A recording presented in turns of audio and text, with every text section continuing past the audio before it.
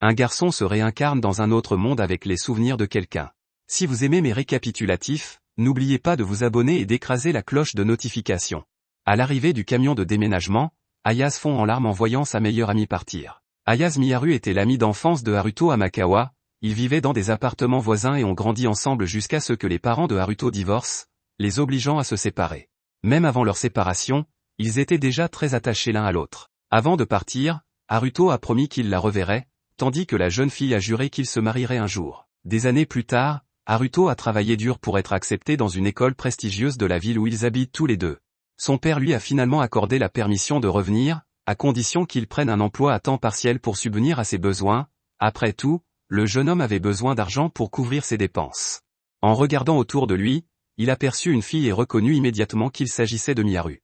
Alors qu'il s'apprêtait à l'interpeller, un certain Takahisa s'approcha d'elle, car ils avaient prévu de faire quelque chose ensemble. Alors qu'il s'apprêtait à la prendre dans ses bras, une autre fille nommée Satsuki se présenta, maugréant qu'il était venu là avec elle, et ils partirent tous les trois ensemble. Haruto resta en arrière mais fit un petit sourire, acceptant la situation. Bientôt, le trio arriva à un endroit où Aki et Masato les attendaient.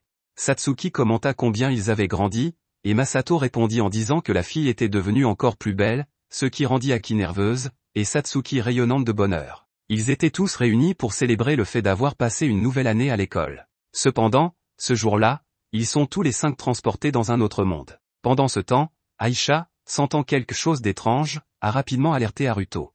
Le reste du groupe était perdu dans cet univers bizarre, n'ayant aucune idée de l'endroit où ils s'étaient retrouvés.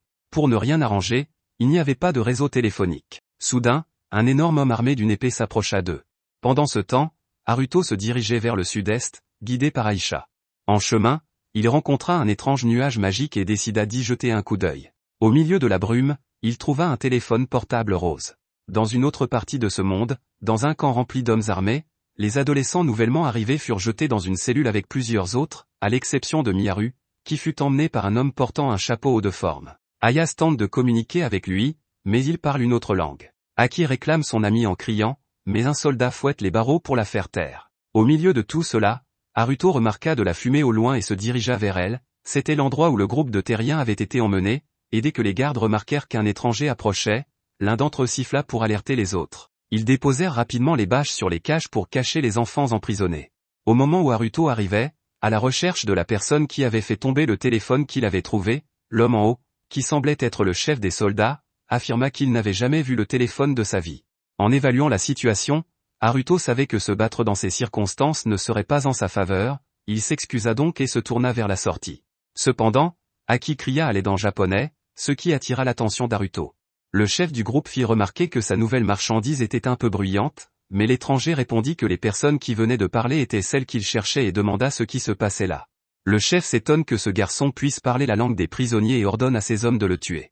Alors que les soldats sortent leurs armes et encerclent Haruto, celui-ci se rend compte qu'ils sont bien organisés et qu'ils ont l'habitude de se battre en unité. Le chef fit remarquer que le garçon avait confondu courage et témérité, mais Haruto ne montra aucun signe de peur malgré son infériorité numérique. Au contraire, il s'élança sur l'un de ses adversaires, qui parvint à se défendre et à contre-attaquer avec la magie des balles photons. Tout en combattant d'autres ennemis, Haruto réfléchissait à son plan de prendre le chef en otage pour forcer les autres à négocier, mais cela n'allait pas être facile. Comprenant qu'il n'avait pas d'autre choix, il dégaina ses épées et abattit les 2 ennemis qui se trouvaient devant lui. Voyant l'intrus se rapprocher, le soldat mage lança une boule de feu sur lui, croyant atteindre sa cible, mais Haruto émergea de la fumée, lançant ses épées sur son rival. L'homme dévia les armes qui arrivaient, mais cela le laissa ouvert à l'attaque rapide d'Haruto qui saisit la propre dague de l'ennemi et la lui enfonça dans la poitrine. Les autres voyous hésitèrent à avancer et leur chef mouilla son pantalon de peur. Haruto enleva son gant, y mit le feu, puis ordonna de libérer les prisonniers. Sur ordre, le chef des bandits obéit immédiatement. Sans attendre, Haruto surprend Aki et Masato en s'adressant à eux en japonais. Il leur promit de tout leur expliquer plus tard, mais il voulait d'abord savoir si d'autres personnes avaient été capturées en même temps qu'eux. Masato mentionna qu'ils avaient un ami dans un autre chariot, Haruto s'y rendit donc et brisa la serrure à l'aide d'une technique spéciale. En regardant à l'intérieur, il fut choqué de constater que le prisonnier n'était autre qu'Ayase Miharu. Il les ramena ensuite tous les 3 en demandant par télépathie à Aisha de le rejoindre avant le coucher du soleil. Aisha répondit qu'elle amènerait Celia avec elle. En parlant du coucher de soleil, Miharu s'arrêta un instant pour l'admirer puis demanda à Haruto s'il pouvait parler. Elle le remercia de l'avoir sauvé et lui demanda le nom du héros. Le garçon bégaya en répondant qu'il était actuellement au milieu d'une situation et qu'on l'appelait Haruto pour l'instant. Miharu et Aki restèrent sans voix à l'énoncé de ce nom, tandis que le garçon réalisa que la petite fille s'appelait Aki et se souvint qu'Haruto avait une sœur de 3 ans plus jeune que lui, bien qu'il ne l'ait jamais rencontrée. Pour s'en assurer, il demande si quelque chose ne va pas à cause des réactions, mais Aki dit que ce n'est rien. Masato se demande pourquoi Haruto n'a pas de nom de famille avant de se présenter comme Sendo Masato, le jeune frère d'Aki. Le héros se dit alors qu'Amakawa Haruto n'avait pas de frère cadet, et que Masato n'avait pas non plus le nom de famille d'Amakawa, alors peut-être que la mère d'Haruto s'est remariée et a eu un enfant avec un autre homme. C'est dans cette optique qu'il demande à Aki son nom de famille, et elle lui répond qu'il s'agit également de Sendo. Sur ce, Haruto promet d'expliquer pourquoi il n'a pas de nom de famille dès qu'ils seront dans un endroit plus confortable. Sans perdre de temps, il trouve un endroit convenable et utilise sa capacité, Undo, en soulevant une énorme pierre du sol qui a une maison à l'intérieur. C'est à ce moment-là qu'Aisha arrive avec Celia, en parlant la langue de ce monde. Celia est heureuse de revoir son amie, Haruto lui présente les habitants de la Terre et lui apprend que Celia Claire a été son professeur. Après les présentations, Aisha embrasse son amie sur le front, provoquant une réaction magique, puis elle répète le processus avec Miharu, créant une connexion temporaire entre les deux personnes embrassées. Cela leur permet de comprendre la langue de l'autre. Haruto ne savait pas qu'Aisha pouvait faire cela, alors elle lui explique que c'est seulement possible parce qu'il comprend les deux langues, sinon, elle ne pourrait pas le faire. Cela dit, elle avoue que son estomac gronde, et l'hôte invite donc tout le monde à entrer dans la pierre. Une fois à l'intérieur, le propriétaire offre un bain à tous ceux qui le souhaitent. Alors que Masato se réjouit de cette opportunité, sa sœur le traite de paresseux, ce qui fait rire tout le monde. Lorsque les filles se rassemblent pour le bain, Miharu apprend que le vrai nom d'Haruto est Ryo, et qu'Aisha est un esprit qui a fait un pacte avec lui. C'est Celia qui le lui a dit, mais comme elle n'a rencontré Aisha qu'aujourd'hui, elle ne sait pas grand-chose de plus. Aki s'approche pour en savoir plus sur la conversation, et Miharu explique qu'Aisha n'est pas humaine, mais plutôt un esprit de la nature. Après le bain, il est temps pour tout le monde de manger, et Masato demande s'ils sont en fait dans un monde ARPG fantastique. Haruto répond qu'il n'a pas joué à beaucoup de jeux de ce genre dans sa vie passée, donc il n'en est pas sûr, mais il semble que ce soit le cas, bien que ce soit différent d'un jeu parce qu'il n'y a pas de bouton de réinitialisation. Puisque c'est le cas, le garçon demande si les choses auraient mal tourné pour eux si Haruto n'était pas venu, et Haruto lui répond qu'ils seraient tous devenus des esclaves. Celia arrive alors, remerciant l'hôte de lui avoir offert un si bon bain, et quand Haruto remarque qu'elle porte des vêtements complètement différents, elle explique qu'Aki les lui a prêtés car, selon Aki, il serait bizarre de porter à nouveau une robe de mariée après un bain. À ce propos, le groupe nouvellement arrivé n'a pas d'autres vêtements, Ryo décide d'acheter quelques articles de première nécessité demain. Miharu se souvient qu'ils n'ont pas d'argent, mais Ryo propose de couvrir les frais nécessaires. Celia demande où les achats auront lieu, et Ryo pense qu'Almont serait un bon endroit. Celia est ravie de l'idée et se demande s'il serait possible de vendre sa robe de mariée pour de l'argent. Une fois de plus, Ryo leur assure qu'ils n'ont pas à se soucier de l'argent, puis il invite tout le monde à manger. Voyant la table pleine de nourriture, Celia demande si Ryo a tout préparé, ce qu'il confirme. Pendant le repas, Ryo apprend que le groupe a été amené ici par un phénomène causé par la magie d'invocation. Miharu veut savoir s'il est possible de retourner sur Terre, mais Haruto avoue qu'il n'a pas de réponse à cette question car cette situation est très différente de sa propre renaissance dans ce monde. Aki mentionne que Haruto est mort dans un accident de la route lorsqu'il était étudiant à l'université, elle lui demande donc si ses souvenirs lui sont revenus lorsqu'il était enfant dans ce monde. Ryo confirme que oui, et c'est pourquoi il pense que son expérience est importante pour les nouveaux arrivants. Celia réfléchit à tout cela et conclut que les 6 piliers de lumière qu'ils ont vus, ainsi que les événements de cette année, l'an 1000 de l'ère sacrée, pourraient être liés à la légende des 6 dieux sages. Ryo répond que 1000 ans après la guerre des démons divins, 6 pierres sacrées brilleront de différentes couleurs et des piliers de lumière s'élèveront dans le ciel. Des héros, vêtus de puissantes robes divines, reviendront alors de l'extérieur de la paille, à la place des 6 dieux sages, ils dirigeront toute l'humanité. Pourtant, Ryo n'arrive pas à imaginer qu'il s'agit des héros mentionnés dans la légende, et Celia est d'accord. Au passage, Miharu se souvient qu'ils étaient avec d'autres personnes lorsqu'ils sont venus dans ce monde, Satsuki et Takahisa, alors peut-être sont-ils là aussi. Ryo n'en est pas sûr mais considère que c'est une possibilité. Miharu se montre très inquiète car elle et ses amis ont été sauvés par Ryo, mais les autres n'ont peut-être pas eu cette chance, surtout dans un endroit complètement étranger et hostile. Alors que la conversation se termine, Aisha bâille au milieu de la table, se lève et entraîne Ryo vers la chambre parce qu'elle a sommeil et qu'elle a besoin de son oreiller humain pour compenser la longue journée. Ryo demande juste une minute, mais Aisha ne peut pas attendre plus longtemps, car elle a utilisé une grande partie de son énergie aujourd'hui. Aussitôt dit, elle s'effondre sur la poitrine de son compagnon, tout en restant debout. Celia perd son sang-froid en interprétant cette scène comme le franchissement d'une limite, mais l'esprit explique qu'elle ne fait que se recharger et qu'elle dort toujours avec Haruto. Voyant l'effondrement total de son professeur, Ryo explique qu'il y a une bonne raison à cela. Visiblement troublé, Celia s'écrie qu'il ne s'est même pas encore lavé, tandis que Miharu lève maladroitement la main pour proposer de débarrasser la table. Les frères et sœurs se joignent à eux pour éviter d'assister à la scène plus longtemps. Ryo raccompagne ensuite Celia dans sa chambre, puis retourne dans la sienne. Maintenant seul, le garçon se dit qu'il n'aurait jamais imaginé rencontrer Miharu dans ce monde, et il se demande ce qu'elle ferait si elle découvrait qu'il avait les anciens souvenirs d'Haruto.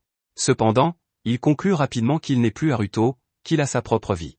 Il y a longtemps, il a décidé de se salir les mains pour se venger de cet homme, et Amakawa Haruto est déjà mort. C'est à ce moment-là que Celia frappe à la porte de son élève, voulant discuter avec lui. Il sert donc du thé à son professeur, ce qui n'était pas arrivé depuis longtemps. Allant droit au but et profitant du fait qu'il n'y a personne d'autre, Celia veut savoir où Haruto a trouvé Aisha, ainsi que ce qu'il en est de cette histoire de vie antérieure. Après avoir dit tout cela, elle se rend compte qu'elle a peut-être dépassé les bornes et s'excuse, mais Ryo répond une question à la fois. Tout d'abord, il explique qu'il a des souvenirs d'une vie antérieure, et que cette personne venait du même monde que Miharu et les autres, c'est pourquoi il comprend le japonais. Sur ce, il se souvient du moment où son professeur l'a rencontré pour la première fois dans les bidonvilles. Peu de temps auparavant, Ryo avait retrouvé les souvenirs de sa vie antérieure, et le nom de cette personne était Haruto. C'est alors que Celia comprend pourquoi il a choisi Haruto comme pseudonyme. Dans ses souvenirs, Ryo avait 20 ans, plus que Celia. D'ailleurs, elle remarque que le jeune garçon a toujours semblé étrangement mature pour quelqu'un de son âge et le remercie de l'avoir kidnappé, car cela lui a permis d'être avec lui.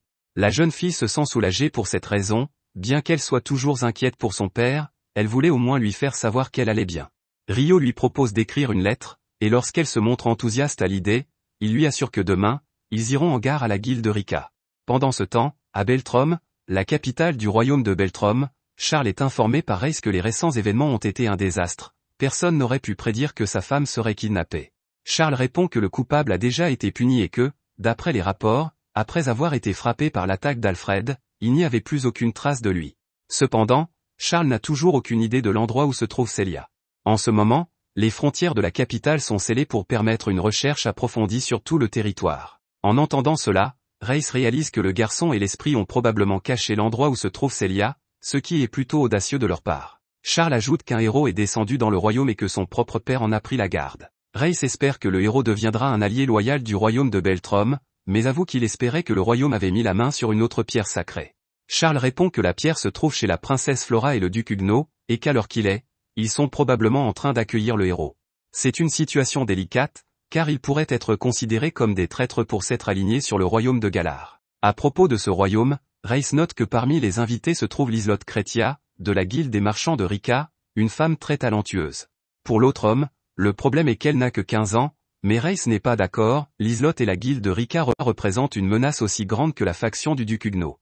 Si des mesures ne sont pas prises rapidement, il pourrait arriver quelque chose de grave. À Rodania, la capitale de Rodan, une jeune fille nommée Rona sert de la nourriture à un jeune homme.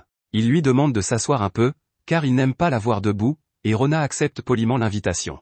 Un autre noble avoue qu'il n'aurait jamais pensé pouvoir inviter un héros légendaire chez lui, ce qui est un grand honneur, et que si le jeune homme veut quelque chose, il n'a qu'à le dire. En entendant cela, le garçon trouve amusant d'être appelé héros légendaire, car ces gens semblent penser que les romans publiés sur Internet reflètent la réalité. Il y a quelques jours, ce jeune homme se reposait paisiblement dans son lit avant d'être soudainement projeté dans un nouveau monde imaginaire. Projeté dans un étrange champ herbeux, il se lève et aperçoit des dizaines de soldats qui l'entourent. Il panique alors en essayant de comprendre où il se trouve. Flora Beltrom se présente comme la deuxième princesse de Beltrom, tandis qu'un homme dit être le duc Gustave Huguenot, le tuteur de la princesse. Le garçon, qui a atterri dans ce monde par pur hasard, se rend compte que l'arrivée de ces nobles semble tout droit sortie d'une histoire d'invocation Izeke, et lorsque Flora le prend pour un héros, il en devient certain. Selon la prophétie laissée par les 6 dieux sages, 1000 ans après la fondation de l'ère sacrée, des héros apparaîtront partout où se trouvent les pierres sacrées. Flora pense que le katana qu'il tient à la main est un signe évident qu'il est un héros. Sans même s'en rendre compte, le garçon remarque qu'il tient une magnifique épée, ce qui fait vibrer son cœur d'intello. Bientôt, il se sent plein d'assurance et prétend comprendre la situation. Au fond de lui, il pense que toute cette histoire est plutôt faible, d'autant plus que les gens de ce monde comprennent le japonais. Flora lui demande alors le nom du héros invoqué et il répond qu'il s'agit de Sakata Hiroaki. De retour dans le présent, il est assis à une table pleine de nourriture, mais n'a aucune idée de l'objet de cette réunion. Quoi qu'il en soit, il a l'intention de se la jouer cool et d'agir comme s'il était au-dessus des autres. Pour être honnête, il admet que toutes ces discussions sur les héros le rendent un peu confus, alors il demande si c'est la pierre sacrée de la princesse qui l'a amené ici. Flora pense que oui, et Sakata suppose que s'il a été amené ici, il peut probablement y retourner. La princesse trouve cela étrange, car un héros n'est pas censé en parler. Sakata commence à croire qu'il a été kidnappé, puisqu'il avait sa propre vie dans son monde d'origine et qu'il a été amené ici contre son gré. La jeune fille s'excuse, disant que les événements récents l'ont aussi perdu, et Sakata répond qu'il ne blâme personne, mais qu'il est clairement celui qui se trouve dans la situation la plus difficile. Le fils de Gustave, Stuart, fait remarquer que le héros manque de respect à son Altesse, et son père lui demande de ne pas intervenir. Le duc s'excuse ensuite de l'impolitesse du garçon et promet de tout expliquer sur sa situation actuelle. De son côté, Sakata s'intéresse maintenant vraiment à la question.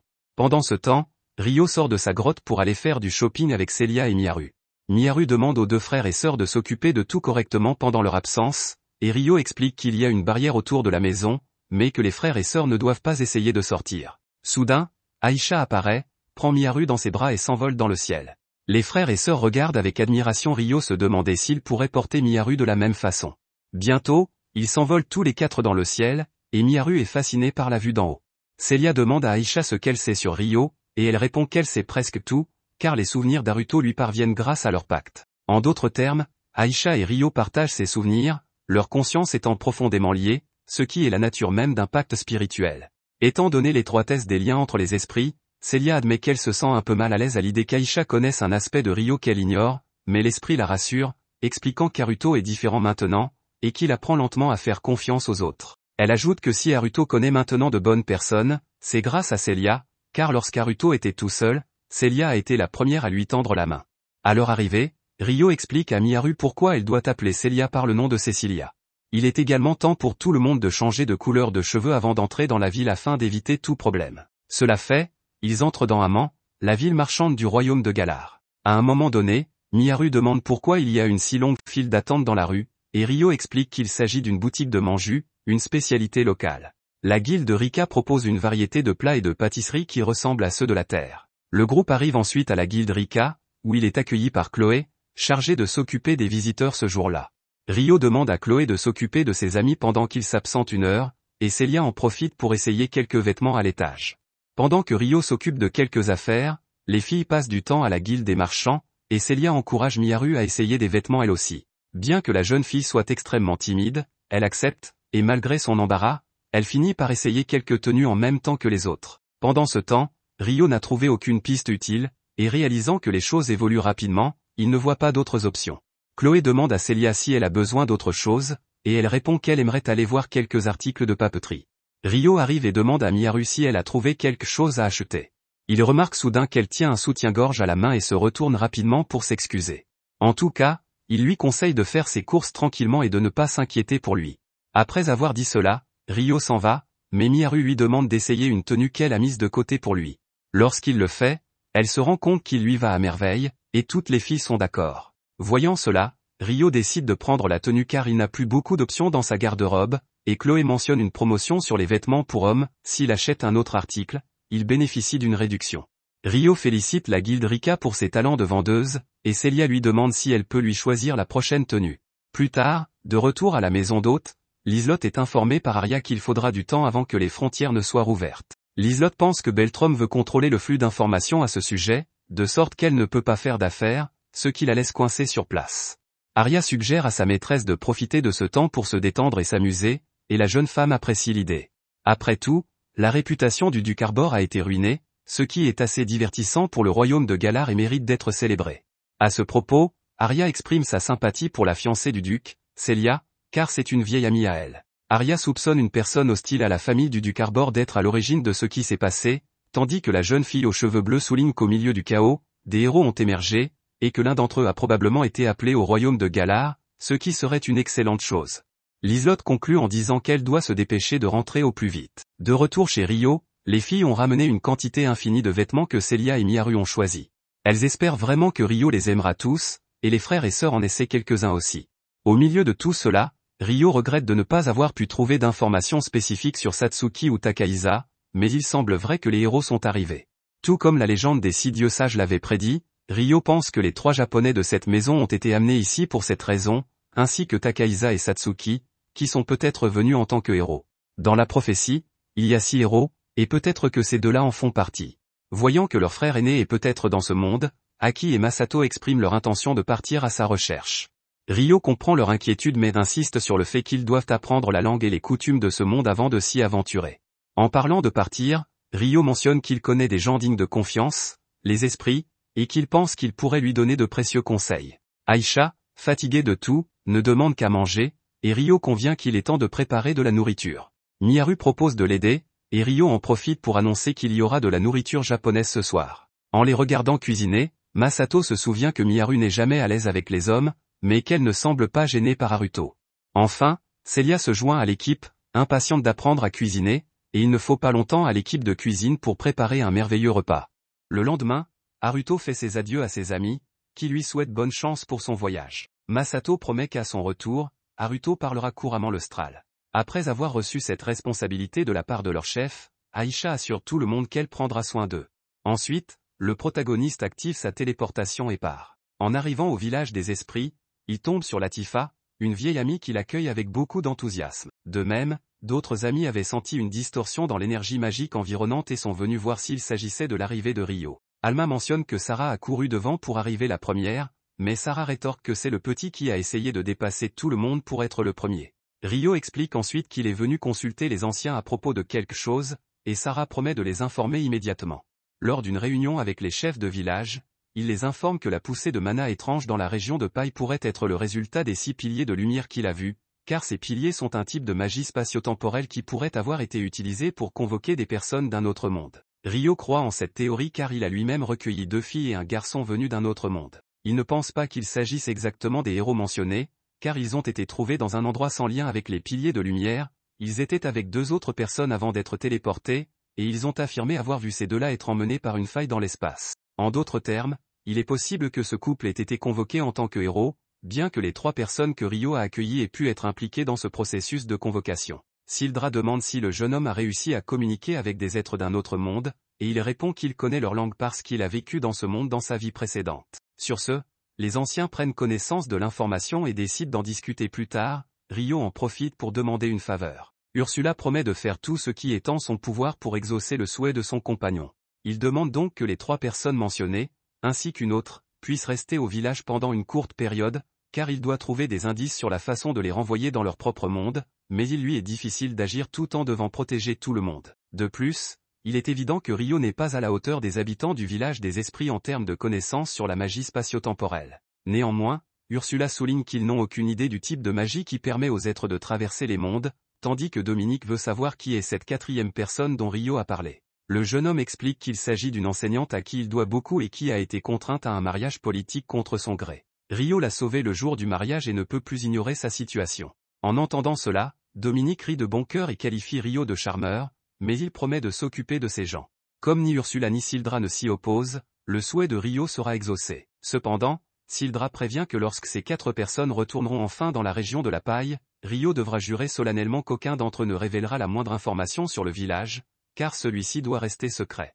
Sur ce, Ryo fait la promesse et les informe qu'il partira demain et qu'il amènera ses amis. Ce soir-là, le protagoniste s'excuse auprès de Latifa d'avoir parlé de sa vie passée sans sa permission, mais explique que s'il ne l'avait pas fait, il n'aurait pas pu expliquer tout ce dont il avait besoin aux anciens. Puisque le sujet a été abordé, Latifa demande si elle devrait elle aussi parler de son passé, mais Ryo lui fait comprendre qu'elle n'a pas à se sentir obligée de raconter quoi que ce soit à qui que ce soit, sauf si elle le souhaite. Curieuse, elle demande si les personnes qui ont été téléportées dans ce monde sont japonaises, et lorsque Ryo le confirme, elle se demande s'il leur a dit qu'il était également japonais.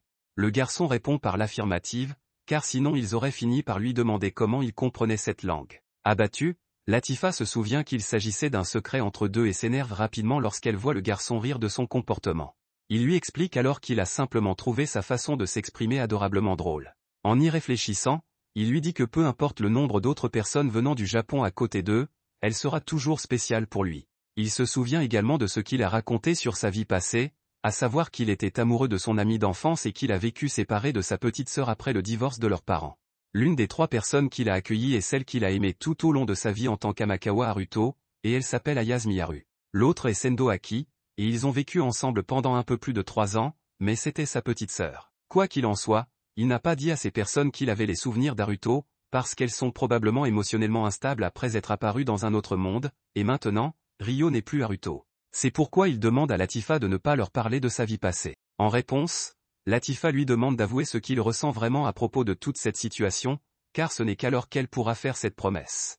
Rio réaffirme qu'il veut que sa vie passée reste un secret entre lui et Latifa, et que même si un jour il la révélera à d'autres, pour l'instant, il ne veut pas que cela se produise. Sur ce, il serre son ami dans ses bras. Le lendemain, alors que Rio fait ses adieux, ses amis du village lui demandent quand il reviendra, et il espère que ce sera dans 2 semaines. Latifa appuie sa tête contre sa poitrine et lui demande d'être prudent, ce à quoi il répond que tout ira bien avant de partir pour de bon. Pendant ce temps, dans la capitale Beltrom, Liselotte vient d'informer le roi François Galard des détails des derniers événements survenus dans la capitale. Alors qu'elle vient à peine d'arriver, le roi lui demande de rendre visite au duc Huguenot, car la pierre sacrée en possession du royaume de Galard a convoqué une jeune héroïne. C'est pourquoi il prévoit d'inviter les ambassadeurs des royaumes voisins et d'organiser une fête pour présenter cette héroïne. En outre, François souhaitait adresser une invitation aux héros convoqués par le royaume de Beltrom, et Liselotte a été chargée de la lui remettre en main propre, Sakata Hiroaki. Liselotte trouva ce nom étrange et le roi lui expliqua que dans le pays de Sakata, il était d'usage de placer le nom de famille en premier. La jeune fille ressentit une certaine nostalgie en entendant ce nom, mais elle ne sut pas exactement pourquoi. Toujours curieuse, elle demanda au roi le nom de l'héroïne invoquée par le royaume de Galard, et François lui révéla qu'il s'agissait de Sumaragti Satsuki. Comme elle aussi se présentait en commençant par son nom de famille, il était probable qu'elle vienne de la même terre que Sakata Hiroaki. Dans cette optique, le roi jugea préférable que Liselotte rencontre l'héroïne et avait laissé l'envoyer attendre dans une autre pièce. Il demande donc à sa fille Charlotte de lui montrer le chemin.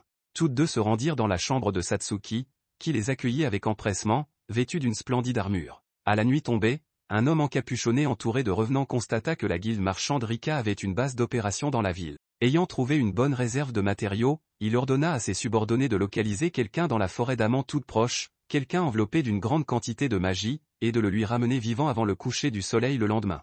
Tous les témoins devaient être tués. L'homme pensait ainsi avoir toutes les marionnettes dont il avait besoin, décidant de profiter de cette dernière occasion pour se faire de l'argent et se faire discret pendant un certain temps. Chez Haruto, Celia étudiait Stral avec Masato, qui avait du mal avec la langue. Cependant, habituée à son métier de professeur, elle répondait patiemment à toutes ses questions avec générosité. Dans la cuisine, tout en préparant le repas, Miharu se demande si Haruto va bientôt rentrer, ce qui pousse Aki à se plaindre que la jeune fille ne parle que de ça depuis la veille au soir. Visiblement stressée, la cadette grommela qu'elle devrait commencer un nouveau trimestre scolaire, entamer un nouveau chapitre de sa vie, mais que Satsuki et son frère Takahisa avaient également disparu, ce qui rendait les choses plus difficiles. La peur d'Aki de ne jamais revoir sa mère ou ses amis était bien réelle et pesait lourdement sur son esprit. Inquiète, Miharu l'a prise dans ses bras pour la réconforter. Aki lui demanda si elle était également inquiète, et Miharu admit qu'elle l'était, mais le fait de savoir qu'Aki et Masato étaient là, ainsi que les amis qu'elle s'était fait dans ce monde, la rassura. De plus, elle souligna qu'Haruto faisait tout ce qu'il pouvait pour améliorer leur situation, et qu'il n'y avait pas grand-chose à faire à part croire qu'il apporterait les réponses dont ils avaient besoin. C'est dans cette optique qu'Aki a demandé à Miharu ce qu'elle pensait d'Haruto, car elle ne se sentait généralement pas à l'aise avec les hommes, mais elle semblait agir naturellement lorsqu'il était là. Miharu répondit que Haruto était gentil et fiable, et que son nom lui rappelait un ami d'enfance. En entendant cela, Aki devint furieuse, sentant que son amie pensait encore à ce type et qu'elle voyait cela comme une offense à Haruto. Cependant, elle retrouva rapidement son calme, s'excusa d'avoir perdu le contrôle et sortit pour se rafraîchir. Dehors, Aki se dit que Miharu n'a rien fait de mal, mais elle se demande si la jeune fille aime toujours Amakawa Haruto. Pendant ce temps, des revenants s'approchaient de la zone où se trouvaient les amis de Rio, ce qui alerta immédiatement Aisha. Miharu est venu parler à Aki, mais les deux s'aperçoivent que les monstres approchent.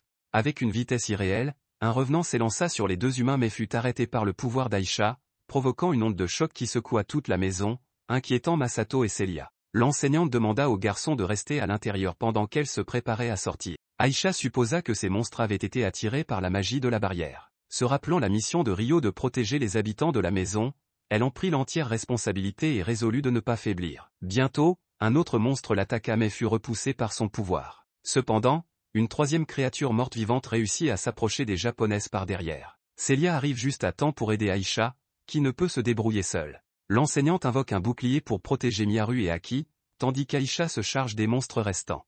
Rio est alors arrivé et s'est joint à la défense de la maison. Il voulut savoir si Aisha savait quelque chose sur ces créatures, mais elle ne put que sentir une énergie similaire à celle des monstres et en déduisit que le plus sombre était le plus fort. Sur ce, Rio déclara qu'il s'occuperait du plus sombre et qu'il lui laisserait le soin de s'occuper des autres. Le monstre le plus puissant tenta de s'enfuir, mais Rio l'acula rapidement, esquivant ses attaques. D'après son analyse, le monstre était rapide mais se déplaçait toujours en ligne droite. Après l'avoir terrassé et lui avoir planté son épée dans le dos, Rio remarqua que sa force vitale était exceptionnellement forte et trouva étrange la façon dont sa bouche bougeait avant qu'il ne meure. Peu après, le plus puissant des revenants lâcha une pierre magique, confirmant qu'il s'agissait bien d'un monstre. Pendant ce temps, Aisha avait vaincu les deux autres qui l'accompagnaient.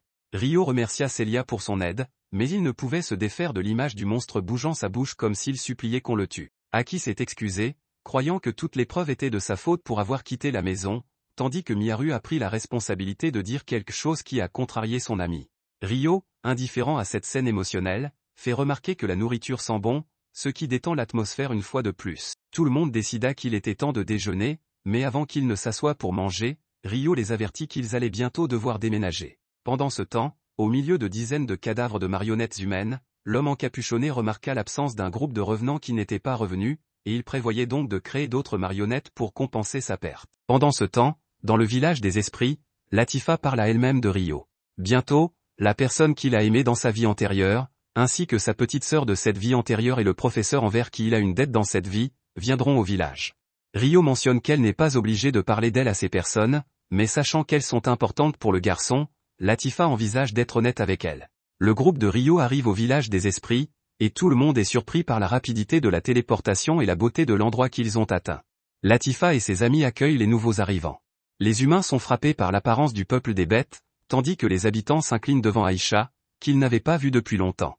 Masato demande si Aisha est importante pour ces gens, et Rio explique que le peuple des esprits considère la plus haute classe d'esprit, qui peut se matérialiser et prendre forme humaine, comme divine. Miharu s'excuse d'avoir traité l'esprit de manière aussi informelle, mais Aisha elle-même demande à ne pas être traitée de manière formelle. Pendant ce temps, Celia se présente à Latifa après avoir appris qu'elle est la jeune sœur de Rio et s'excuse de son audace, mais elle aimerait toucher la queue de la fille bête et lui fait directement sa demande. Comme la fille bête est d'accord, l'enseignante ne tarde pas à exaucer son vœu. Aki fait remarquer que Celia semble aimer les animaux à fourrure. Latifa sourit et répond que cet endroit est peut-être le paradis pour elle. Les nouveaux arrivants s'étonnent que cette habitante parle japonais.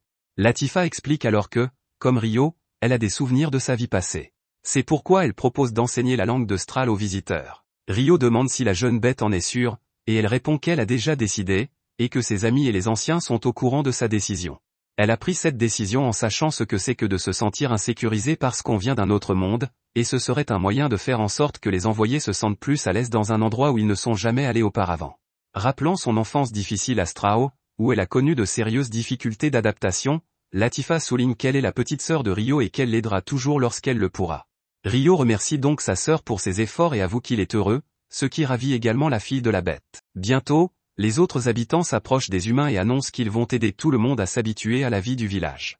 Celle aux cheveux blancs se présente comme Sarah, celle aux cheveux verts comme Orphia, et la rousse comme Alma, toutes très heureuses de rencontrer les visiteurs. De même, Aki décline son nom, ainsi que ses frères, et Miharu se présente en dernier. En entendant son nom, Latifa réalise qu'il s'agit de la fille dont Rio était amoureux. Ensuite, tout le monde est conduit au village, où les gens attendent de recevoir les humains. Rio explique alors que les habitants de ce village ont l'habitude de se tenir à l'écart des humains, bien que cette race suscite une certaine curiosité. Une jeune fille bête s'approche et touche Miharu, qui s'agenouille pour lui dire bonjour. La petite fille chuchote alors quelque chose à l'oreille de Latifa, qui lui explique que la petite a trouvé l'uniforme de l'humain très différent. Miharu s'inquiète d'avoir l'air bizarre, car elle s'est habillée plus formellement pour être reçue par les anciens, mais Latifa lui dit que la petite fille a adoré sa tenue. Rassurée, l'humaine remarque que les oreilles de l'enfant sont très mignonnes, ce qui la fait sourire et courir vers sa mère. Sans tarder, le peuple de la bête s'approche des étrangers pour établir un premier contact, créant ainsi une connexion instantanée avec eux et démontrant leur réceptivité. Au milieu de tout cela, Miharu remarque que Latifa la regarde d'un air un peu impressionné, ce qui met la fille bête dans l'embarras en réalisant qu'elle a peut-être dépassé les bornes. Toujours gênée, elle demande si elle peut appeler l'humaine Miharu, et après avoir obtenu la confirmation, Aki et Masato se joignent à la conversation pour mieux se mélanger. Les humains nouvellement arrivés sont ensuite conviés à un véritable festin offert par les habitants. Masato ne peut cacher son excitation devant la quantité de nourriture, bien que sa sœur lui demande de faire preuve d'un peu plus de décorum.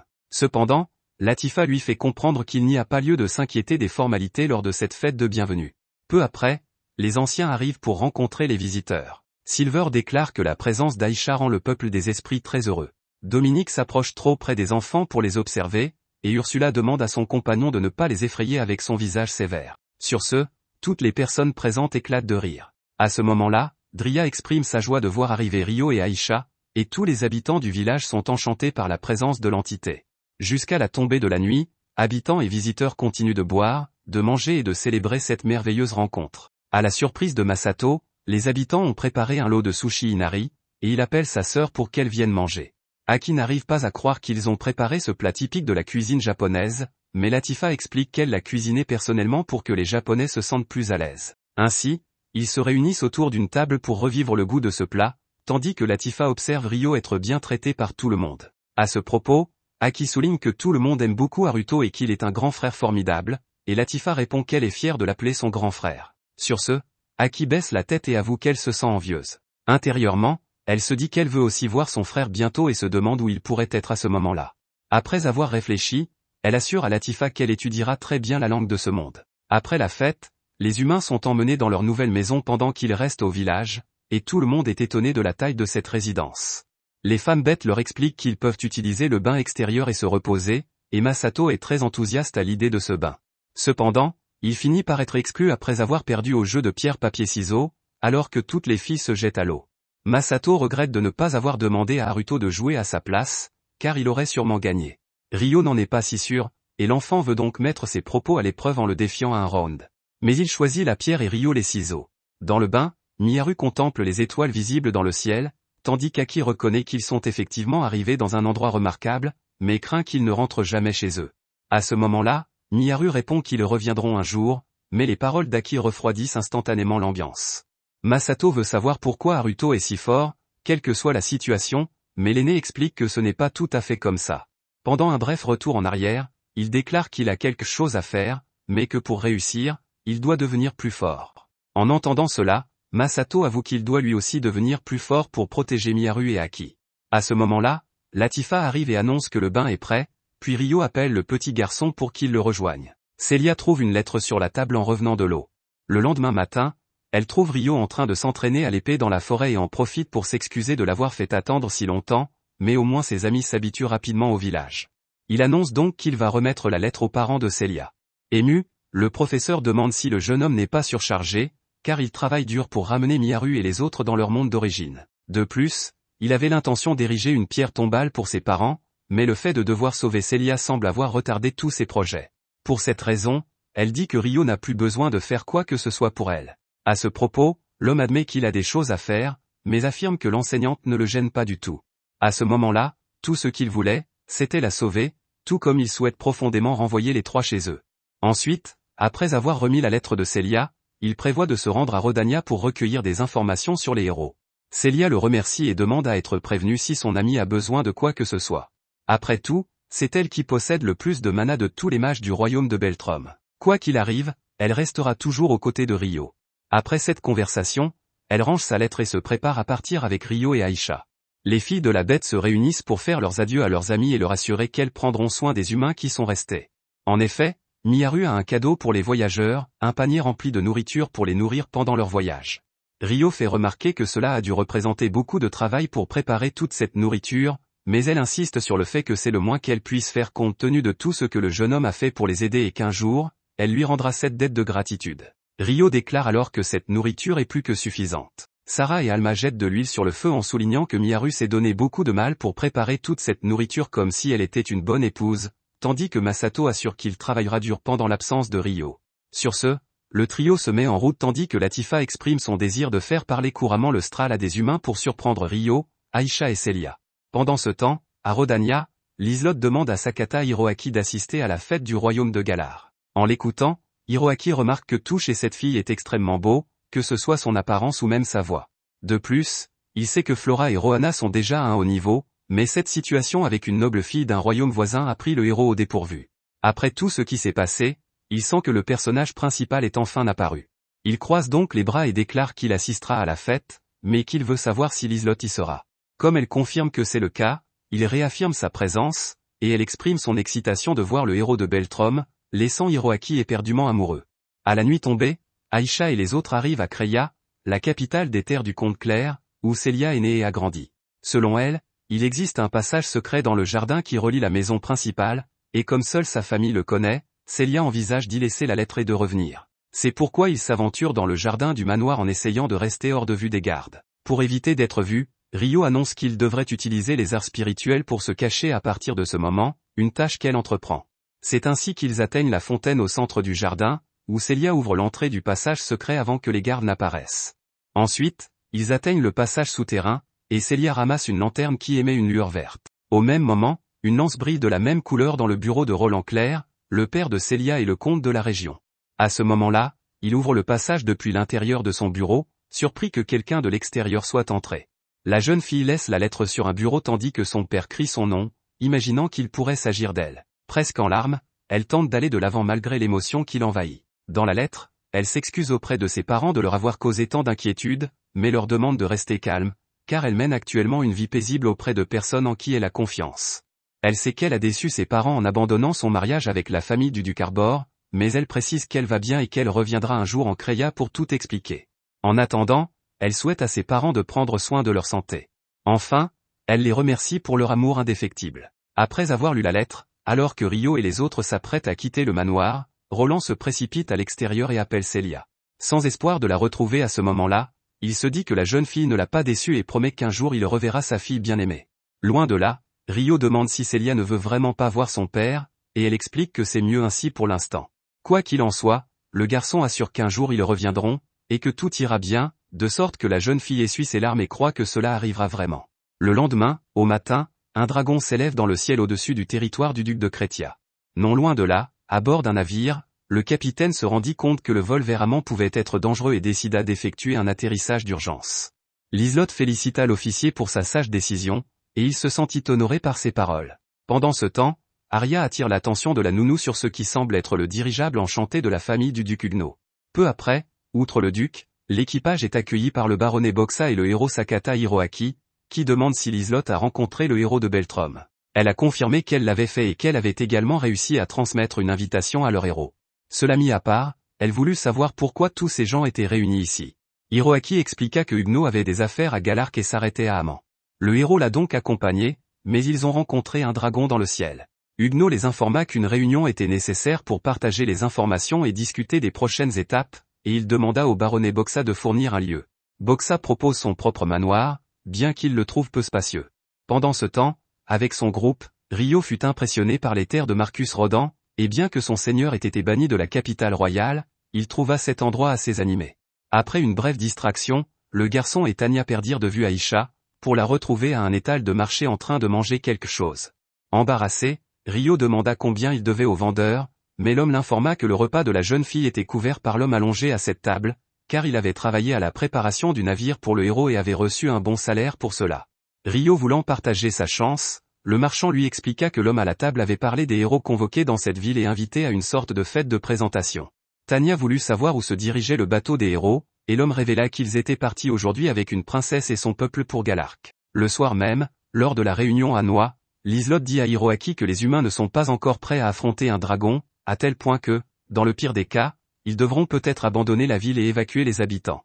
En ce qui concerne les citoyens de Noix, le baron a assuré qu'ils étaient entre de bonnes mains sous sa responsabilité, et la femme l'a remercié pour ses efforts. Elle demanda ensuite à Huguenot ce qu'il pensait de tout cela, mais le duc sembla confus. Sur ce, Hiroaki demanda ce que Liselotte comptait faire, et elle répondit que son intention était de retourner à Amman, ayant laissé un représentant chez elle, et de reprendre ses fonctions de gouverneur de la ville. Hiroaki fit remarquer que voler avec un dirigeable provoquerait le dragon, mais c'était justement pour cela qu'elle comptait revenir par la terre, et s'il partait demain matin, il devrait arriver alors qu'il fait encore jour. Le héros trouva absurde que seule Liselotte et ses serviteurs voyagent seuls, mais elle lui assura que ses serviteurs étaient entraînés aux arts martiaux et qu'ils sauraient se débrouiller. Attentive à la conversation, Rohanna demanda au jeune homme de ne pas s'immiscer dans les affaires personnelles des autres afin de ne pas les gêner. Le jeune homme a accepté et a assuré qu'il comprenait la situation, mais qu'il souhaitait accompagner Liselotte, car il était un héros et ne pouvait pas ignorer la situation. Huguenot soutient la décision du héros en raison de son statut dans le royaume, notant que même le duc n'est pas qualifié pour donner des ordres à un individu aussi prestigieux. Néanmoins, Liselotte a souligné que Hiroaki était un héros de son pays et qu'il ne devait pas être exposé à cause d'elle, mais le jeune homme a insisté sur le fait qu'il agissait comme il le devait, ayant juré de protéger le duc et ses alliés. En d'autres termes, le duc a assuré que Liselotte ne serait pas sous sa responsabilité si quelque chose arrivait. Cela dit, il demanda à Flora ce qu'elle en pensait, et elle accepta, car il ne pouvait pas laisser Hiroaki seul là-bas. Enfin, Hiroaki assura que leur voyage à Amman ne poserait aucun problème, mais que si c'était le cas, c'est à ce moment-là qu'ils auraient plus que jamais besoin de lui. Pour montrer qu'il ne plaisantait pas, il matérialisa son signum, l'arme divine d'un héros, Yamada no Orochi, et mais lui-même avait donné son arme personnelle. Le lendemain, au bord du convoi qui se met en route, un guerrier s'étonne de voir Arya gouvernante et lui annonce qu'il a été désigné pour assurer la sécurité des voyageurs. Il s'agit de Raymond Brandt, capitaine sous les ordres du duc Huguenot. Après s'être présenté, le chevalier se lamente sur ce qui est arrivé à la famille d'Arya, et celle-ci le remercie pour sa gentillesse, tout en assurant qu'elle a été très bien accueillie par Liselotte. Dans la foulée, Huguenot annonce que le héros est arrivé et qu'il est temps de partir. Le groupe se mit donc en route vers Amman. Après s'être étiré, Hiroaki fit remarquer que monter dans une calèche n'était pas si mal de temps en temps, mais Rohanna avertit que le héros ne devait pas baisser sa garde. Liselotte fit remarquer à Flora qu'elle n'avait pas l'air d'avoir l'habitude de monter en calèche sur des routes accidentées, et qu'il serait bon qu'elle les prévienne si elle se sentait mal. Mais la jeune fille aux cheveux violets expliqua qu'elle n'aimait pas trop parler et qu'elle trouvait plus relaxant d'écouter les gens parler. Malgré tout, Liselotte s'excusa de son intrusion, mais elle aimerait vraiment discuter avec la jeune fille, car il y avait beaucoup de choses qu'elle voulait savoir sur elle. Heureusement, Flora se montra disposée à parler, puis Hiroaki s'interposa et leur demanda de ne pas oublier de l'inclure. Cependant, Arya ordonna l'arrêt du carrosse en raison de la présence d'un monstre et ordonna aux combattants de se mettre en formation de combat. Puis un autre serviteur de Liselotte activa un levier dans le véhicule qui déclencha un système de défense, isolant les passagers à l'intérieur. En regardant autour d'eux, les soldats ne voyaient pas les monstres, alors Arya alerta qu'il y en avait un nombre absurde caché dans la forêt. Trouvant même étrange que ces créatures soient apparues si soudainement, elle ordonna aux guerriers de lever leurs boucliers pour se protéger d'une grêle de pierres lancées par les ennemis, tandis qu'elle et les autres serviteurs conjuraient une barrière magique pour éviter d'être touchés. Raymond ordonne que les blessés soient amenés près du carrosse et demande au duc Huguenot de ne pas quitter l'intérieur. Arya demanda au capitaine de placer la défense à l'avant avec elle, tandis qu'un soldat informa l'officier qu'il y avait des monstres sur la route derrière eux. C'est ainsi que des centaines d'ennemis commencèrent à apparaître sans discontinuer. Arya demanda alors à Liselotte de rester en sécurité dans le carrosse, qui devrait résister à des jets de pierre. Ensuite, elle dit aux servantes qu'elle se chargerait des ennemis qui se trouvaient devant elle, et qu'une fois qu'elle aurait commencé son attaque, ses camarades devraient réduire leurs barrières et avancer chacun de leur côté. Ensuite, elle ordonna aux chevaliers de maintenir la défense. Après avoir établi la stratégie, Arya Governess lança le canon magique contre les monstres, détruisant un grand nombre d'entre eux. Elle fonça ensuite à grande vitesse dans les hordes sans fin, continuant à éliminer de nombreux adversaires. En l'observant, ses compagnons comprirent pourquoi on l'appelait la princesse coupeuse de tête. La commandante en second ordonna à 4 partenaires de s'occuper de l'autre côté du conflit, tandis qu'elle, Nathalie et Chloé s'occupaient de cette partie. S'adressant directement à Chloé, elle demanda à la guerrière de rester derrière les chevaliers et d'abattre les monstres les plus faibles à l'aide du pied et de la balle, en veillant à ne pas toucher leurs alliés. Ensuite, le chef rejoignit Nathalie pour attaquer après avoir activé leurs compétences d'enchantement physique. Observant le conflit depuis le ciel, un homme mystérieux se dit que cette servante qualifiée devait être le bras droit de Liselotte. De plus, il remarqua que la défense des deux côtés était assez forte, et que les subordonnés de Liselotte étaient très compétents, mais qu'ils avaient encore des faiblesses qu'il fallait exploiter.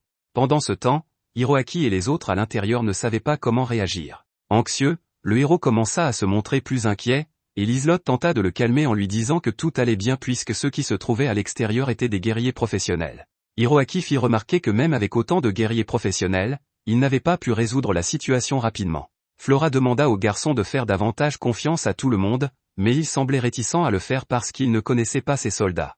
En entendant cela, Flora perdit son calme et montra également de la détresse. Liselotte s'approcha, lui prit la main et lui avoua qu'elle aussi avait peur, même si elle avait honte de l'admettre. Quoi qu'il en soit, elle a demandé si elle pouvait tenir la main de la jeune fille, et Flora a répondu par l'affirmative. Profitant de la stratégie du souverain d'Amman, Hiroaki prit également la main de Rohanna et lui assura qu'il la protégerait avec son Yamada no Orochi, et la jeune fille réagit en serrant le héros dans ses bras. Cependant, quelque chose d'extrêmement lourd tomba dans le carrosse, le faisant trembler violemment. À ce moment-là, Hiroaki atteint sa limite et invoque son arme pour se battre à l'extérieur, emmenant Rohanna avec lui. Flora se dit que Liselotte et elle devraient suivre le héros, mais sa collègue lui demanda d'attendre à l'intérieur pendant qu'elle vérifiait la situation.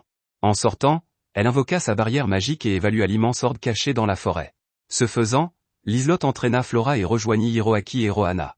Le garçon montrait une anxiété inhabituelle et soulignait que ce monde était terrible, car un héros avec des capacités de tricheur devrait être l'élément central de toute bataille. Au milieu de tout cela, Liselott demanda à Rohanna de s'occuper de Flora, car elle devait utiliser sa magie pour soigner les blessés. Juste après son discours, Liselott partit, laissant Hiroaki craindre qu'il ne s'agisse d'un de ces rebondissements stressants que l'on retrouve dans toutes les histoires. Sans attendre, la jeune fille commença à soigner les blessés jusqu'à ce qu'Arya arrive et signale que ses forces étaient contraintes de se défendre sur les deux fronts et à l'arrière. Arya s'occupait de la première ligne et se dirigeait vers l'arrière, tandis que les autres servantes protégeaient les autres côtés. Liselott déclara donc qu'elle comptait sur sa partenaire, et Arya retourna au combat.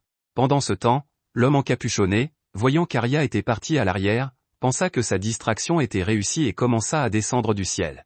Maniant son épée avec une efficacité imparable, Arya Governess décima les forces adverses, laissant Raymond Brandt abasourdi. Elle retourna ensuite auprès de l'officier et lui annonça qu'elle s'occuperait des monstres dans cette zone, lui demandant son soutien sur les flancs et sur le front. Cependant, un nouvel élément entra sur le champ de bataille et promit de faire basculer la situation en faveur des monstres. Rohanna se souvenait bien qu'il s'agissait d'un Minotaure, un monstre féroce légendaire de la guerre des démons divins.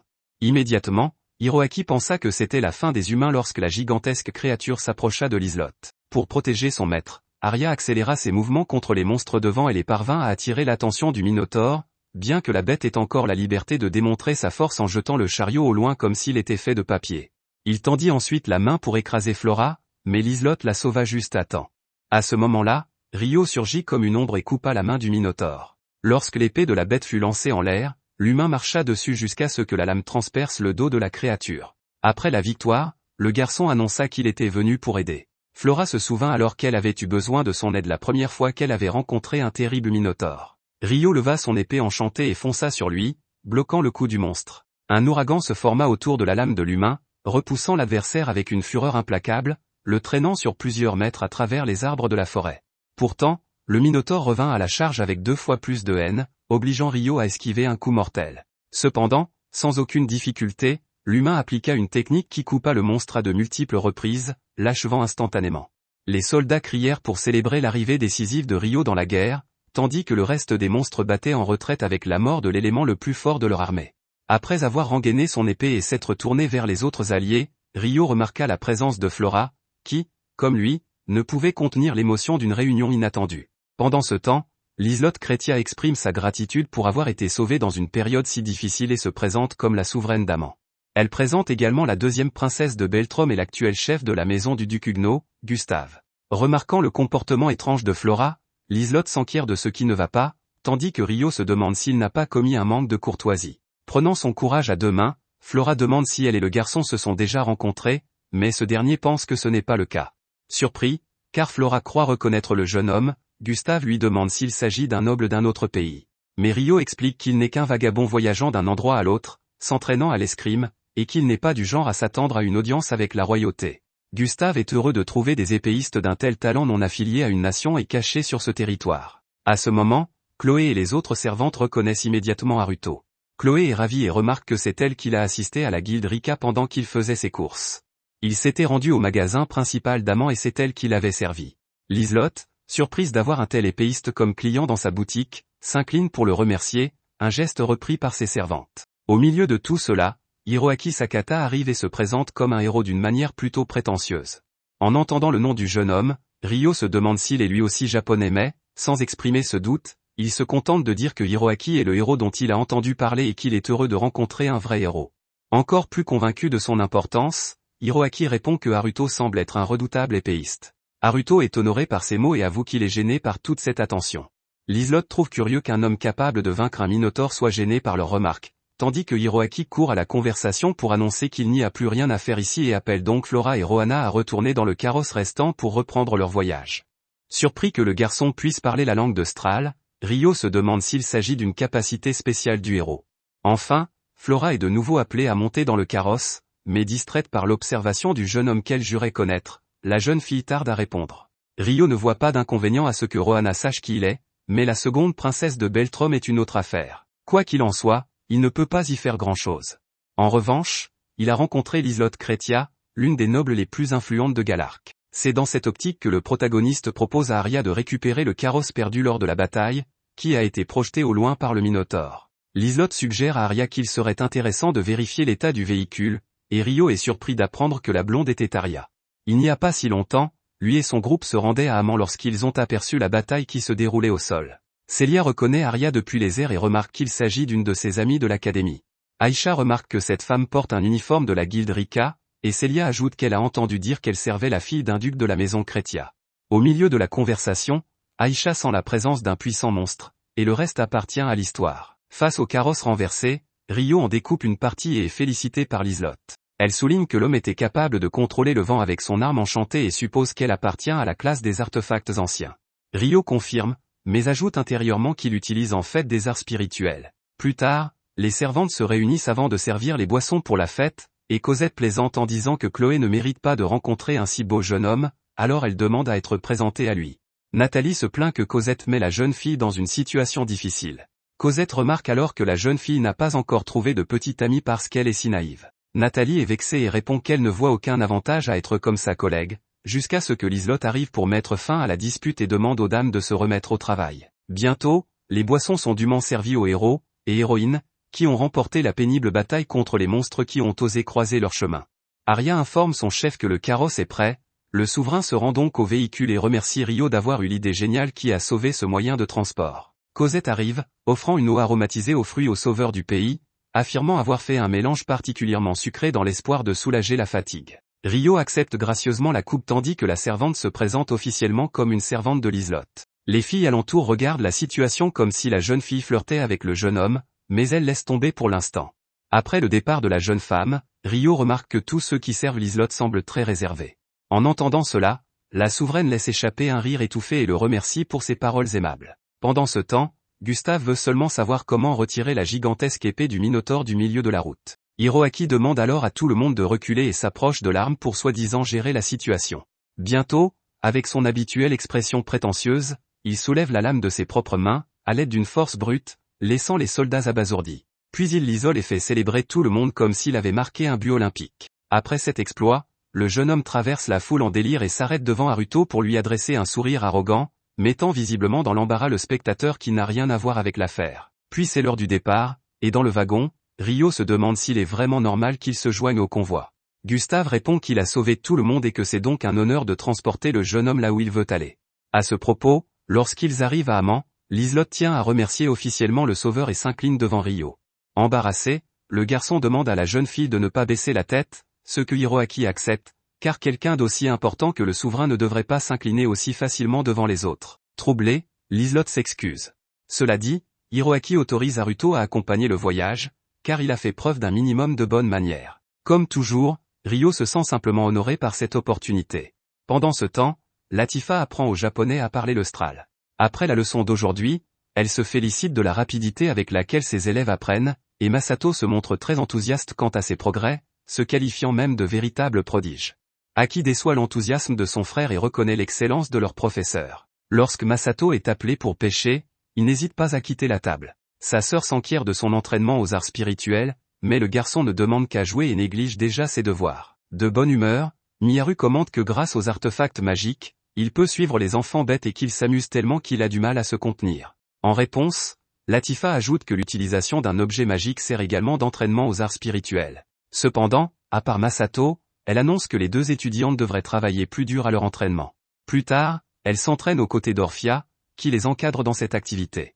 En essayant d'invoquer une sphère d'eau, Miharu se débrouille bien et contrôle l'élément pendant un temps raisonnable, mais Aki a beaucoup de mal à exécuter la tâche et pense que quelque chose ne va pas chez elle, peut-être un manque de talent. Orphia met fin à l'entraînement et invite les élèves à prendre le thé, mais Aki décide d'aller se promener. Après une courte promenade, elle trouve deux enfants bêtes qui font semblant qu'un pot vide est plein de nourriture, ce qui lui rappelle un moment de son enfance où elle, Haruto et Miharu jouaient au même jeu. À l'époque, le garçon avait promis qu'ils seraient toujours ensemble pour jouer, mais un jour il a été emmené, laissant la petite fille dans le désespoir car il avait promis qu'il ne partirait jamais. En se promenant, Latifa remarque qu'Aki a l'air abattu et l'appelle à revenir à la maison. De retour à la maison, les filles servent un festin sur la table tandis que Sarah fait remarquer que Masato met du temps à revenir. Saisissant l'occasion, Aki plaisante sur le fait que son frère était si effrayé à son arrivée, mais qu'il s'est maintenant détendu. Miharu comprend le point de vue du garçon, car tout était si nouveau pour eux là-bas.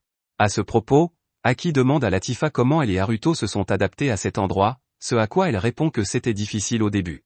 Orphia souligne qu'elle a agi de manière impardonnable à l'époque, tandis que Sarah mentionne qu'il y a longtemps, Rio campait près de la barrière du village qui empêche les humains de s'approcher. Lorsqu'ils se sont approchés pour voir ce qui se passait, ils ont trouvé Latifa et l'ont endormi à l'aide d'arts spirituels. Ils pensaient que Rio avait kidnappé un enfant du village et l'ont arrêté pour ce motif. Cependant, Rio a utilisé les arts spirituels sur Latifa pour l'aider car elle faisait souvent des cauchemars. Lorsqu'ils se sont rendus compte de leur erreur, ils se sont presque précipités pour aider Rio, rappelant à la jeune fille que le garçon disait toujours quelque chose dans son sommeil. S'en souvenant clairement, Orphia pense qu'il a dit « Michan », ce qui plonge Aki dans l'abattement en entendant ces mots. Masato arrive alors avec un énorme poisson pour le dîner, mais la créature est si grosse qu'elle saute de sa main sur la table, provoquant le chaos. Après le dîner, Miharu pratique ses arts spirituels jusqu'à ce que les enfants de la bête du village viennent parler d'Aki. Pendant ce temps, Aki est dans les sources chaudes avec Latifa et demande à son ami ce qu'elle et Haruto faisaient avant de venir au village. Latifa lui révèle qu'elle était l'esclave d'un noble à Beltrom, mais que Rio l'a libérée et l'a amenée au village. Malgré les difficultés, la fille de la bête se sent honorée d'avoir eu l'occasion de rencontrer Rio, et c'est pourquoi elle veut l'aider de toutes les manières possibles. Aki comprend ce que ressent son amie, car lorsqu'elle était petite, elle a été trahie par quelqu'un qu'elle aimait. Depuis, la jeune fille est devenue triste et solitaire, mais un jour, sa mère s'est remariée et elle a eu un frère aîné et un frère cadet, Takahisa et Masato. Le frère aîné était très gentil et aidait sa petite sœur pour toutes sortes de choses, c'est pourquoi elle pense qu'elle doit l'aider de toutes les manières possibles. Mais au lieu de cela, Aki est frustrée parce qu'elle n'est pas douée pour les arts spirituels et commence à se sentir mal à propos des choses dont elle se souvient dans le passé.